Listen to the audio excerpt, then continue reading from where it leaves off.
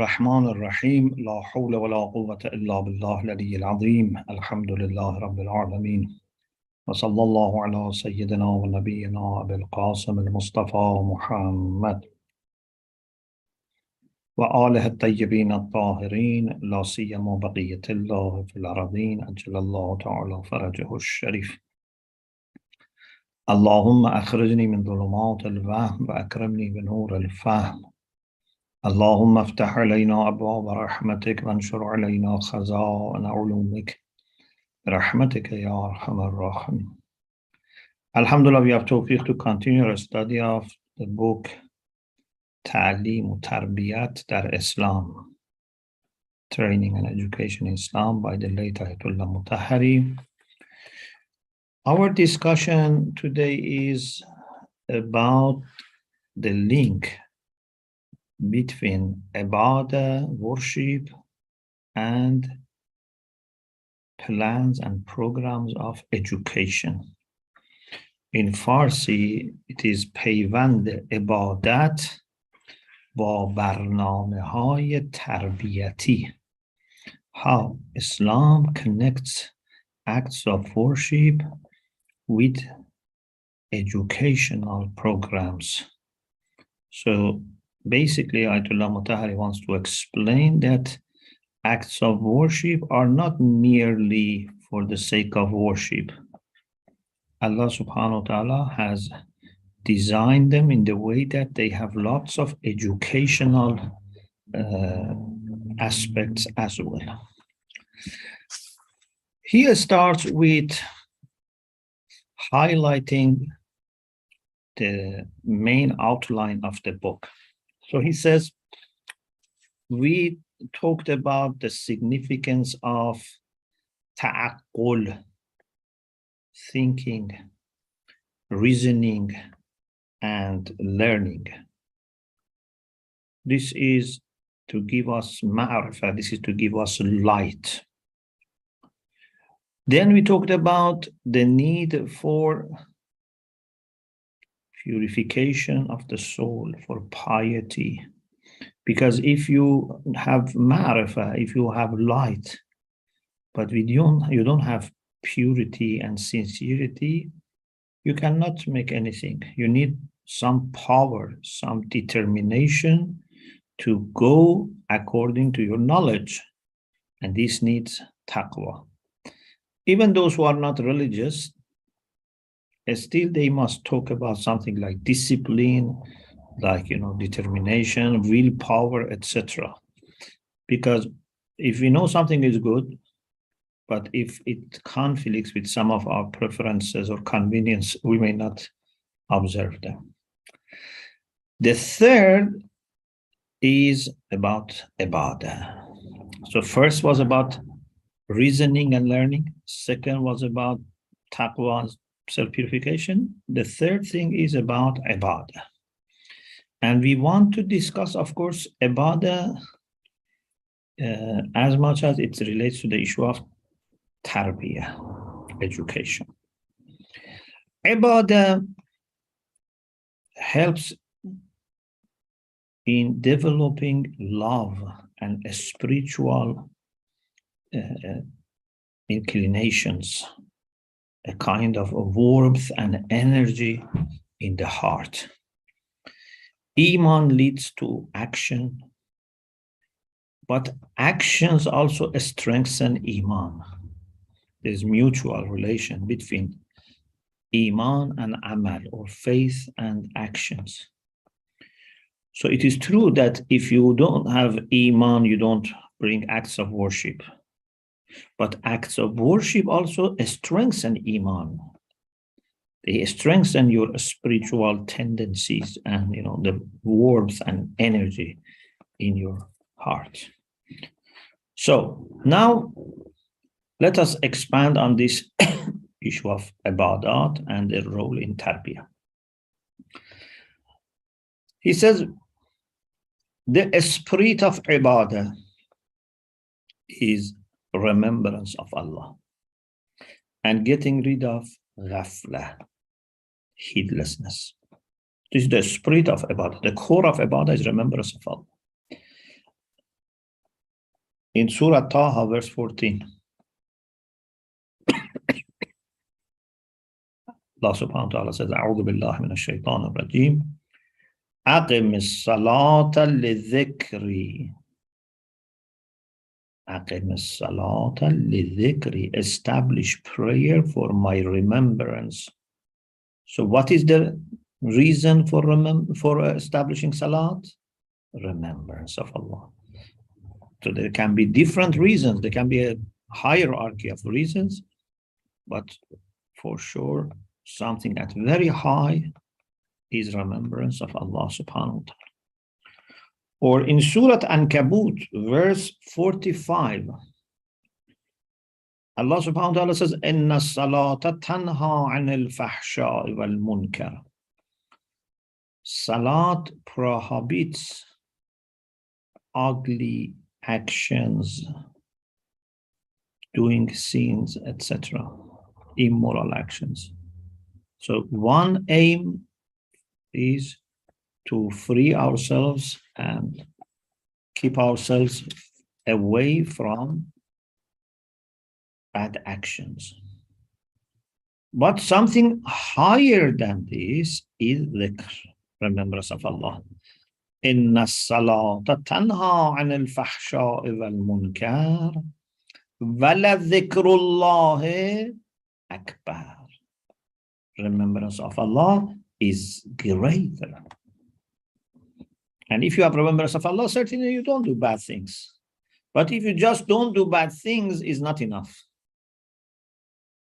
Remembrance of Allah has more to offer. So, ibadah is for remembrance and getting rid of heedlessness.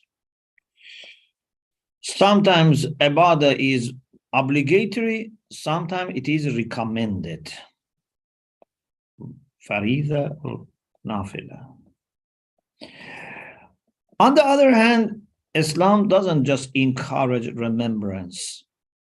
Islam also says you should avoid anything that can make you heedless or make you forget. They can become makruh or even haram. For example, speaking too much, eating too much, sleeping too much, wasting time in, idle and useless, conversations, etc. Sometimes they are makruh, sometimes they can reach level of haram. For example, watching haram movies, going to haram gatherings, they all, stopping in state of remembrance, being mindful. We don't say if you, for example, speak too much, it's haram always. But at least it is makruh. But if it involves ghaiba, backbiting, I don't know, etc., or sometimes lahv, like haram music, then it can become haram. Some of these instructions of Islam may have medical also aspect. For example, when we say, don't eat too much, it's good for your health as well. Don't sleep too much. It's good for your health as well. But it's not that they are legislated only for the sake of physical health or for the sake of, improvement of our bodily situation. Actually, Islam instructs us in the way that is good for body and the soul. But it's not just body. Many of these things, in addition to being harmful for body, they are harmful for our soul because they stop remembrance of Allah subhanahu wa ta'ala. Then he says, ibadah by itself doesn't come with a form, a structure, routine, discipline. You can anytime do ibadah. with remembrance of Allah. But Islam introduces also some structure, some forms, some disciplines, time-wise, or how much quantity should be there, what time, what to say, how to perform it. For example, it's not that we just sit for a few minutes remembering Allah or contemplating. We have adhan, iqama, takbiratul ihram, qira'ah, qiyam, ruku, design. There is like, it's a performance. Yeah, it's a performance. So this is very important in Islam. It could be without this, but in this way, Islam is educating us to be people who have plan for everything they do. They have a structure, they have design. They are concerned about the beauty, about also unity, conformity of what they do. They are punctual, they are clean. Lots of things are considered in these acts of worship. And they have educational impact, they have social impact. It's not just, do ibadah, sit and, talk to Allah subhanahu wa ta'ala, or, contemplate, recite the Quran, for example. It's not just that.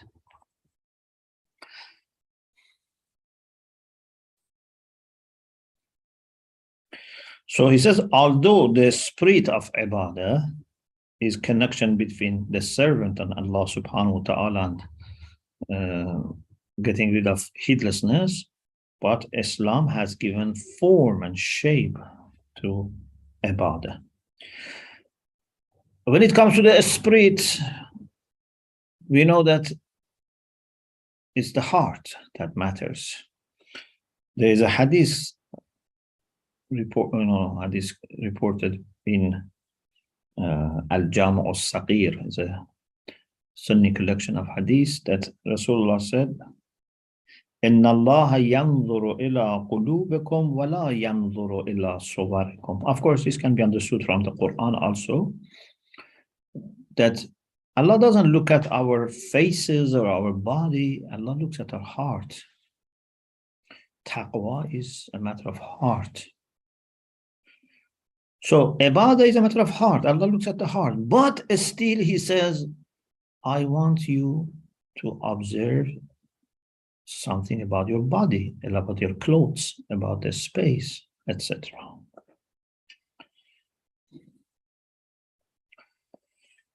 For example, how much emphasis is put in Islam on cleanliness, physical cleanliness, ritual cleanliness, and then spiritual cleanliness. All are important. Your clothes should be clean, your body should be clean, the place that you are saying salat should be clean. Details, of course, how much it should be learned from fiqh. Why we should, make so much, usage of, for example, wuzu, we use water, ablution, wash our body, our clothes. Why? Someone says, I want to do ibadah, and maybe some people say, no, in order to be more detached from dunya, I want to have a clothes which is not very clean or nice. Say no.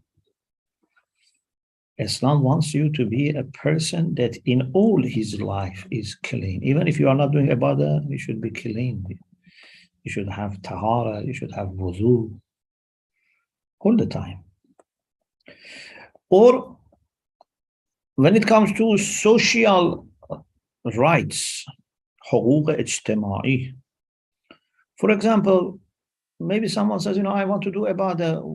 What is wrong if I do it in the place which is not owned by me, or I don't have permission, is qasbi, is usurped? Ibadah is ibadah. Why I should have permission? Why the clothes should belong to me, the carpet or rug or whatever I am praying on, the space, I should have permission? Why so much emphasis on these things. The water that I am using for wuzu, or even the place that this water of wuzu may, for example, go into. Yeah, I have to be careful.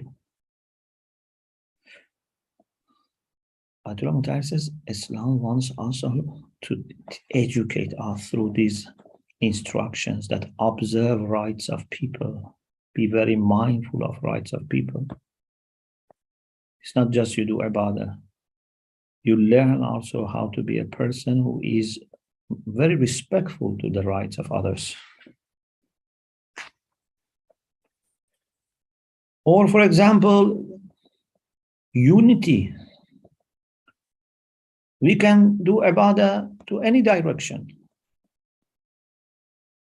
Quran says, Surah Baqarah, verse 115, وَلِلَّهِ الْمَشْرِقُ وَالْمَغْرِبُ فَأَيْنَمَا تُوَلُّوا فَثَمَّ وَجْهُ اللَّهِ.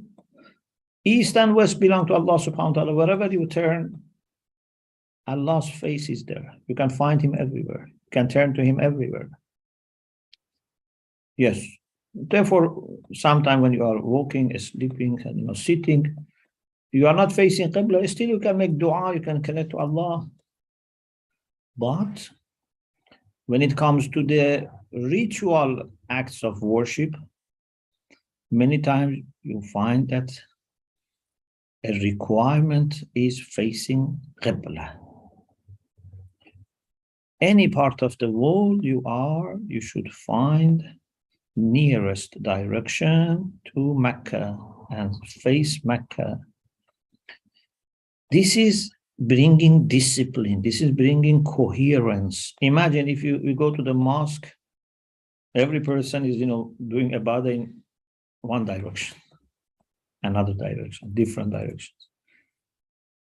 It's a sign of being in chaos, a sign of having no order, no unity. But now we go to the masjid, you see all people, even if someone is doing his nafilah, they face the same direction. Then next masjid in the city, other cities, other countries, all face one point. So facing Allah should bring unity among us, not divide us or make us, remain in our separations. So this is another educational aspect that Allah has considered about it. And also, why Mecca? Why one point? Because of unity. But why that one point is Mecca? Maybe we could be told, everyone should face North Pole or South Pole, for example. Because Mecca has history. إن أول بيت وضع للناس للذي ببكة مباركة. Surah Al Imran, verse 96. The very first house which has ever been built for mankind is the house in Mecca. This is house of God and house of people. It's the house for worship from the beginning. This is the house that reminds us of Ibrahim, and also before Ibrahim, because Ibrahim didn't build it for the first time. It was built before, and it was damaged, and it was restored. Ayatollah Mutahiri says, always when Kaaba was damaged, it had to be restored. It was not supposed to be left abandoned. وَإِذْ يَرْفَعُ إِبْرَاهِيمُ الْقَوَاعِدَ مِنَ الْبَيْتِ. Ulama say, يَرْفَعُ إِبْرَاهِيمُ الْقَوَاعِدَ. He was raising and erecting the foundations. It means that there were foundations. He didn't lay the foundations. Foundations were there, but he rebuilt on remaining foundations. So we point at Mecca because of being the first place of worship, being for mankind, being mindful of what Ibrahim did, what previous prophets did, all these things. So this is a respect again to ibadah, it's respect to people of devotion like Ibrahim. And of course, he says, we don't worship Kaaba. We face Kaaba. We don't worship Kaaba.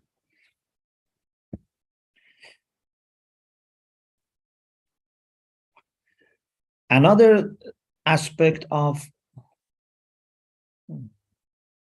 ibadah, acts of worship, which relate to education, is it's an exercise for self-control,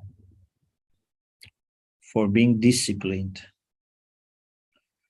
He says we find this in Salat, we find this in Hajj, we find it somehow in fasting, that we are not able to do whatever we like during these ibadat. Even in Hajj, we have, ihram, we have lots of things to observe. During fasting, there are many things to avoid. And Salat, the same. For example, when you want to start Salat, in addition to making sure that you have tahara, you have permission to use that place, Qibla is observed, then you have to avoid talking. You cannot talk to people during Salat. You cannot laugh during Salat. You cannot cry for dunya, worldly reasons in Salat. You cannot eat or drink during Salat. You cannot turn away from Qibla during the Salat. So lots of disciplines. This is not to be just limited to Salah. This is to make us a person who has discipline in life. We learn and start in Salat, but then we should learn how to become organized all the time. And this gives you also willpower, that you can learn how not to speak, not to use your mobile for some time, and then inshallah you can learn how to use them properly outside Salat. Or punctuality about time. You can do ibadah anytime, but these ritual acts of worship, they come with some specific times. And Salata kanat kitaban mawquta, it has timing. Even 1 second before the time comes, you cannot start Salat, even 1 second. Let alone 1 minute or 1 hour. We could, say, okay, say Salat anytime. But Islam says, no. This has to be performed from this time to this time. Not even shortly before or shortly after. Even for daily nawafil, again, there is timing. Yes, you have some flexibility because maybe people are not able to do it exactly, if you had only a few minutes and then it becomes qaza. It was not possible for most of people. But there is a flexibility, but the beginning, the end are very fixed. So this is also very good that we learn how to be mindful of time and respect time of people. Imam of Jama'ah, Ma'mumin, they learn how to observe time. Another thing is to be peaceful and seeking peace. In the discussion about collective nature of wilaya, I have mentioned some aspects of this collectivity in Islam. Ayatollah Mutahiri here makes a good reference to 2 points in Salat about collectivity. One is at the beginning, when we recite Surah Al-Hamd, we say, Iyyaka na'bud wa iyyaka nasta'in. Ihdina as-sirat al-mustaqim. We use na. Ihdina. Na'budu. Which is what we say in Arabic, متكلم مع الغير, means us, we. We don't say, I worship you only, or I ask you for guidance. Although in ibadah, maybe someone says, let me be alone with God. At least during ibadah, let me not to think about others, just me and God. But Islam says, no. You, God, and people. It's always important that you cannot bypass people, and you cannot bypass your relations. Actually, your relation with God is built, maintained, and strengthened through your relations with others. How you deal with your parents, how you deal with your spouse, how do you deal with children, with colleagues, clients, etc. They're very important.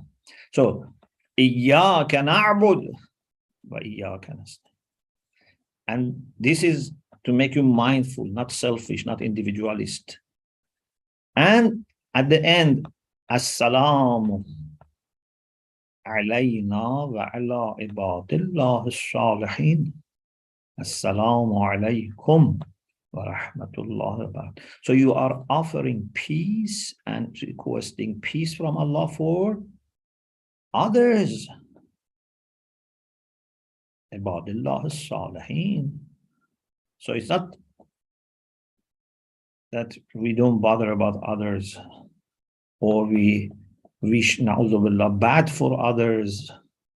No place for selfishness, for jealousy. Then niyyah. Another aspect of ibadah, all ibadah need niyyah, intention. Usul al-fiqh, we say wajibat are either ta'abbudi or tawassuli with sad. Either they are devotional or non-devotional. Tawassuli means doesn't need intention. Like if you want to clean your clothes, as long as cleaning is done properly, it's fine. It's done by a machine, it's fine. It's done by a person who is sleepy and during sleep is doing something. But if it's done properly, it's fine. Or you do it without intention, it's fine. Because this is ta'abbudi or tawassuli, it's tawassuli. Means just you have to do it. But ibadat are devotional. They all need qasd qurba. Qasd qurba has two elements. One is attention. One is why you do this. So when we say you should have good intention or intention of qurba, means first you have to have attention. And then you do it for good reason. For getting closer to Allah subhanahu wa ta'ala. So lots of emphasis has been put in Islam on niyyah. Rasulullah sallallahu alayhi wa sallam said, La amala illa biniyyah. There is no action except with intention. Means without intention, that action has no moral significance. It has to be with intention. Or لِكُلِّ امْرِئٍ مَا نَوَى.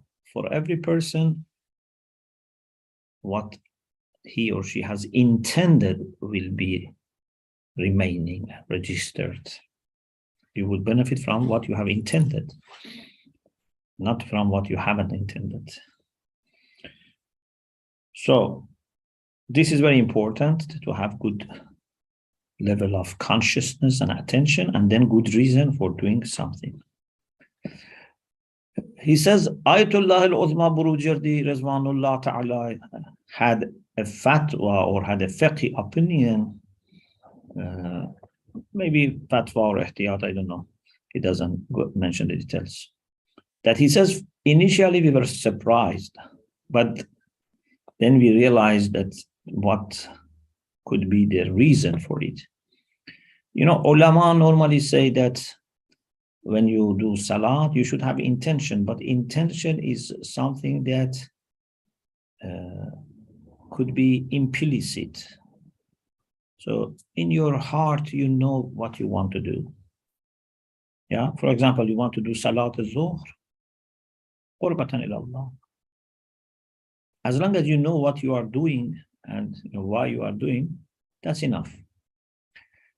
Ayatollah Burujerdi apparently had the idea that you need to review this in your mind. You don't need to say it that I perform 4 rak'ah salat al-zuhr qurbatan ila Allah, for example. You don't need to say it. But he was saying, at least review it in your mind that I am performing 4 rak'ah salat zuhr qurbatan. Why? So that you have good level of attention. Because one of the things that can happen is that when we repeat something, after some time, it can become a habit, aada. If ibadah becomes a habit, we discussed this in Insan Kamil, you remember. We said developing good habits is good as long as your consciousness is not finished. So if you do something as a robot, it has no value. But if you are used to, for example, saying salat on time, in the sense that it becomes more manageable, easier for you, this is good. But if it's so robotic that you don't know what you do, that's not good. So is developing habit good or bad? We say if it's developing good habits, it's good because still I am free and still I am not doing it robotically. But if it's become merely a habit, without understanding I am doing, then this is a problem. For example, if wudu has become a habit, and just I do it, and I don't know why I'm doing, and if I don't do it, I feel, very bad, not because I am missing wudu, just because I have not done my habit.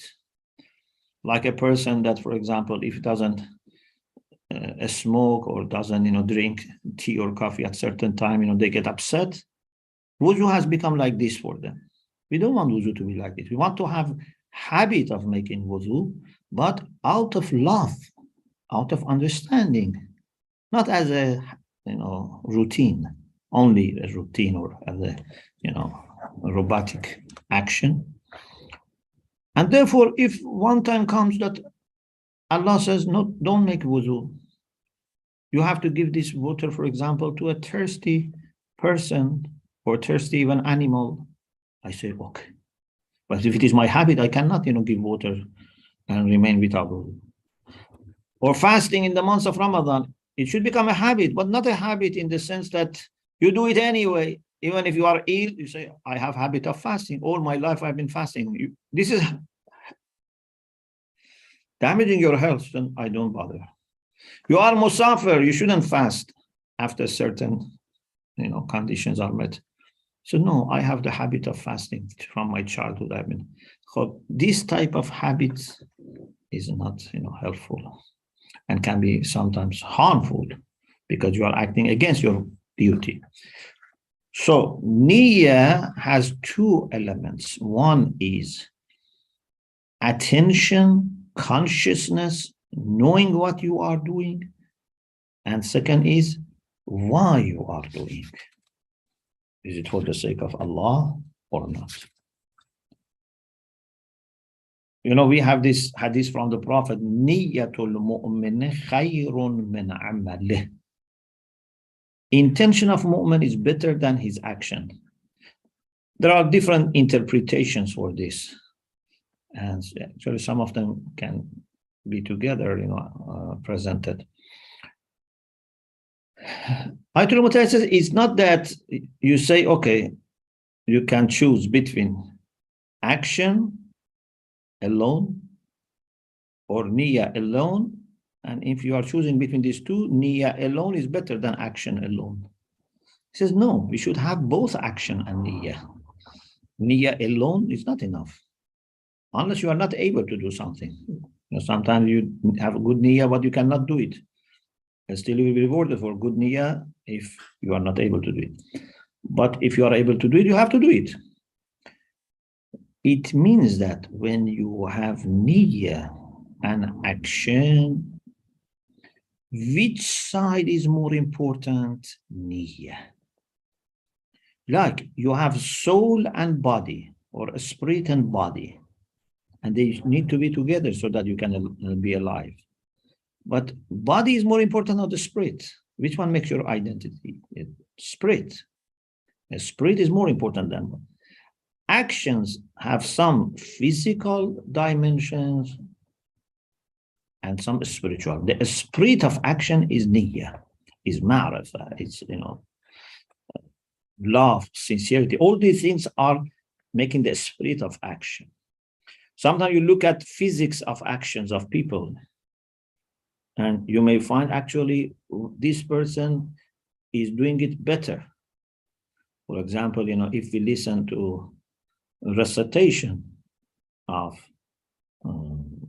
qira'ah in salat of a professional reciter of the Quran, and one of, ulama Rabbani, maybe that reciter says salat, more beautifully. Yeah. But you cannot say, oh, his salat is better in quality, definitely. Because we don't see the spirit of the action. What is happening between that person and Allah subhanahu wa ta'ala in his heart is not known to us. So we shouldn't judge based on the physics of the actions. Niyyatul mu'mini khayrun min amal. Actually, the niyyah is more important than the physics of the actions. And also many times mu'mineen love to do better and more. For niyyah, there is no limit. Yeah, you can always intend to do better and more. But then outside, what happens is dependent on many factors. There can be many limitations. I can have niyyah of teaching 1,000 people, but maybe I don't have a space to welcome 1,000 people, or there is no interest in 1,000 people. So what happens is maybe few people come. But my niyyah should not be limited. Make your niyyah large. Allahumma waffir bilutfika niyyati. One of the du'as that we should do is to ask Allah to make our niyyah abundant. Do whatever you can in niyyah, and then in outside also do whatever you can. When it comes to niyyah, there is no limit. When it comes to outside, there can be restrictions, but I do my best. Of course, this works for people that they really do their best. Yeah. So for example, if I can feed 10 people, there are 10 poor people and I can feed them. If I have niyyah of feeding 10 people and actually feed them, so I get reward of 10 and at least multiply 10 times. Man ja'a bil hasana falahu ashru amthala. Yeah. So at least 100 times. It can be much more. مثل الذين ينفقون أموالهم في سبيل الله كمثل حبة أنبتت 7 سنابل في كل سنبلة 100 حبة. It can become 700. It can become more. But the minimum is man ja'a bil hasana falahu ashru amthala. I made niyyah of feeding 10 people and I fed 10 people, I get the reward of at least 100, for example. But why I don't make niyyah of feeding 100 people, even if you know that you can only feed 10 people? Say, oh Allah, I want to feed 100 people. There are 100 poor people here. I want to feed all of them. I can only feed 10, but I want to feed all of them. Please help me. Maybe in the end, you can only again feed 10 people. Okay? So in action, there is no difference. In both scenarios, Whether you had the intention of feeding 10 or you had the intention of feeding 100, you couldn't feed more than 10, but the reward is different. When you had the intention of feeding 10 and you fed 10, so 10 in 10 is 100, the minimum. But when you had the intention of feeding 100 and you only could feed 10, so 10 in 10 becomes 100 plus 90 people you didn't manage to feed, but you had intention. So you get at least one hasana for every person that you had intention. So 90 plus 100 becomes 190, to simplify. So you got 90 hasana without actually doing anything more. Now, if I have intention of feeding 1 million people and I only can feed 10 people, then I get 999,900 hasana extra. And if I have the intention of feeding all people of the world, even I say, I want to make arrangement that even after I die, all people can be fed. I love to do this. I will work on this, but maybe I am not able to do anything. But as long as you have intention, you get reward. But this can only be accepted from someone that does his best. So you can feed 10 and feed 10, and then we go to the realm of intention. But if you can feed 10 and then you feed 9 people and say, I have intention of feeding 1 million people or 1,000, no, this is not acceptable. Because you could still feed one more person and you didn't. So you see how much difference it makes if someone does his best and then in heart can grow. We don't see difference outside, but it makes a big difference in Allah's sight. So, Alhamdulillah, we finished this part. There are some remaining points when he refers to the ideas of some other people, and maybe inshallah we can discuss in the next session. Alhamdulillah Rabbil Alameen.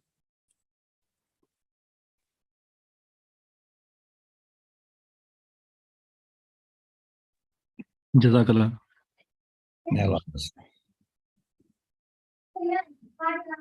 Yes, do we have any question here?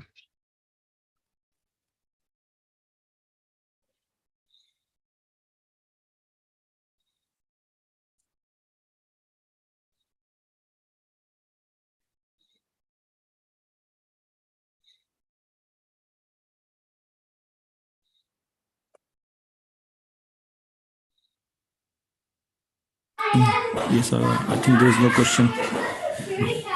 Yeah. So can I end with dua? Yeah. Am I full? Allahumma salli ala Muhammad. There is a question. If you can.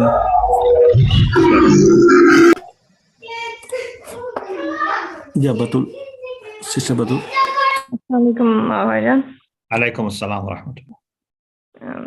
Thank you for coming back. MashaAllah. Your dars is great. MashaAllah. I think you have great ability to convey your view. MashaAllah. So nicely conveyed your view. If any question raised, next moment you answer that in your lecture, in your dars. Please pray for us. MashaAllah, very nice. Question is, try to ask, when we explain heart or qalb, we common man feel that it's talk about wants what thing we want. Our wants or wishes connected with the heart. So, how can we explain heart or qalb?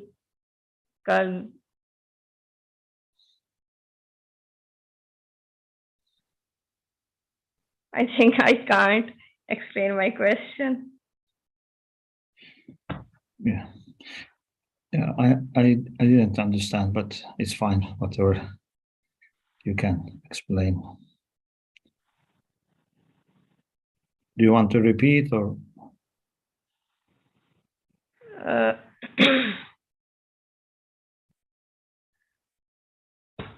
Sorry, I think I don't explain more properly what I want to say. Yeah. Sorry. That's fine. I am just sorry that I cannot understand or explain. If Brother Mubashir, if you understood, you can tell me. No, I didn't understand actually. I was. Okay. Do you want to say in another language, sister? Assalamu alaikum, Sheikh. Alaikum I can explain. I think what sister is asking is that in our cultures, when we talk about qalb, we mean, or heart, we mean something that is coming from our nafs. When we say, I want to do this thing, or want to do something coming from the heart. But when we speak in religious terms, qalb has a different meaning. So she's asking you to explain it more to her, so how we can explain to other people that qalb is something more intellectually and connecting the nafs to the spiritual dimensions. I think that is what she meant. Mm-hmm. Yeah, sister. Thank you very much for the help. Ahsan. Yeah, actually, we discussed about heart recently in Ma'arif al-Quran by Ayatollah Misbah. Is available, online. Maybe if you go back 2-3 sessions, the lectures for middle of August, it's about the usage of heart in the Quran. The conclusion is that heart, according to the Quran, is very similar to the spirit. Heart is responsible for our understanding, for our moral qualities. Iman, kufr, nifaq, all these are about heart. The only thing that heart is not associated with is physical actions. Physical actions, although they can be related to soul and ruh by being responsible for managing our body, but this is not that much associated to the heart in the Quran.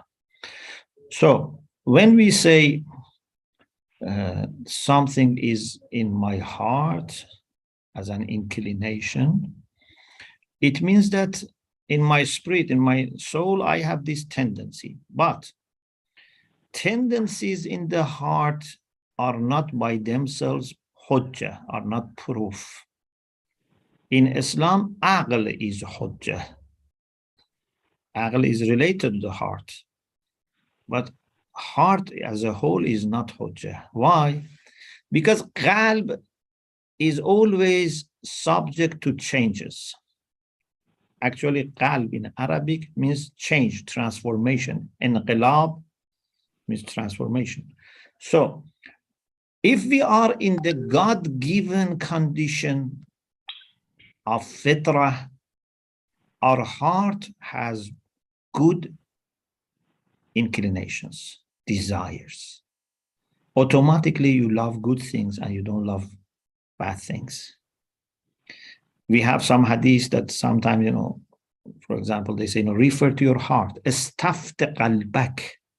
Ask your heart. Wa in aftaka al-muftun.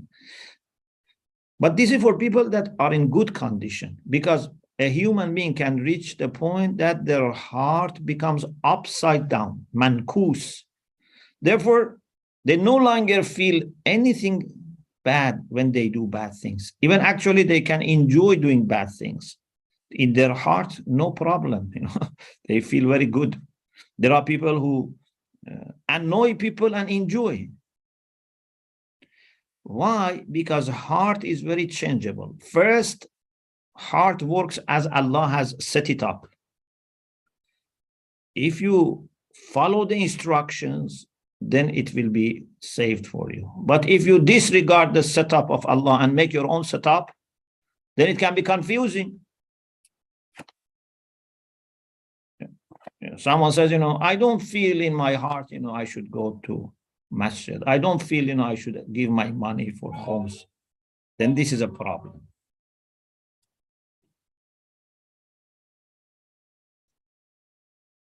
Sorry, I think I have to see who is ringing the bell. Just a moment. We general people decide our things if on heart-based. Emotional decisions are not good, actually. Sir, please. Yeah, sister, please wait. Aga is not here. Just wait for. I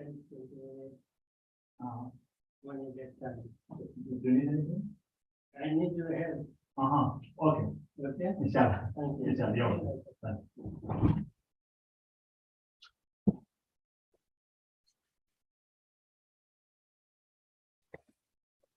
Sorry, it was my neighbor ringing. Okay. Is there any other question?